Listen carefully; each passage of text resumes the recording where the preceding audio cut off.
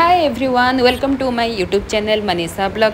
आज जेहेतु संडे अच्छी तो कुआड़ तो निश्चय गोटे जावा तो सकाळु सकाळु पूरी खाई मु बाहरी जाइली जोरंदा पीठ जोटा कि आपणकर ढेंकानाल डिस्ट्रिक्ट अच्छी।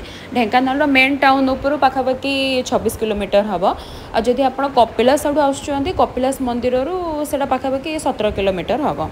रास्ता तो एकदम फिट एंड फाइन होना अच्छी। होम्स तो बहुत कम ही देखा मिलला। फाइनाली मु आसी पहुँची जोरंदा पीठरे। देखंतु वीडियो रे आपण देखिकी जानुथिबे केते सुंदर हेची। तो आपण मानकु इच्छा तो निहाती होतबो आसिया पई थरे एठी।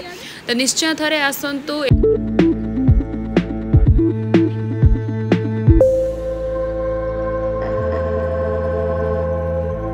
खरा दिन जेहेतु स्टार्ट हो गलानी बहुत जोरे खरा होथिला अवस्था नथिला।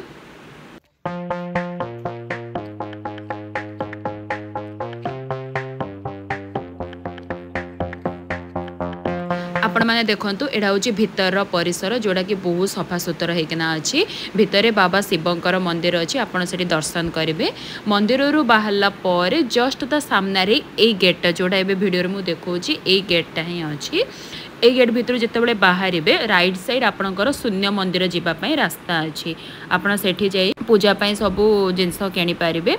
देखो ये दीप गोटे लगी ये आसिना आप दर्शन करेंगे। आर परिसरटा भी बहुत बड़ होना अच्छे। ये सब लेखा भी होती आपड़ से पढ़िकिना सब जानीपारे।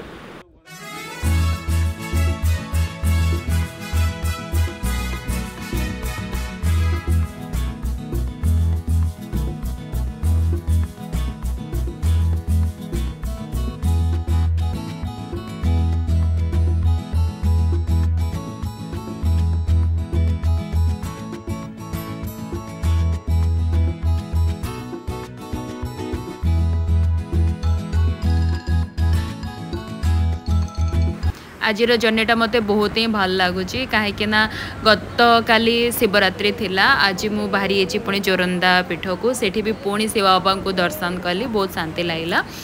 आपण मानकु भी बहुत भल लगी मु आशा करुछि। एतिकी थिला आज मोर जर्नी। आपण मानकु मो वीडियोटा जदि टिके भी भल लगी थाए लाइक शेयर एंड सब्सक्राइब करदेवे। पुणी देखा नेक्स्ट वीडियो रे। तब तक टेक केयर बाय बाय।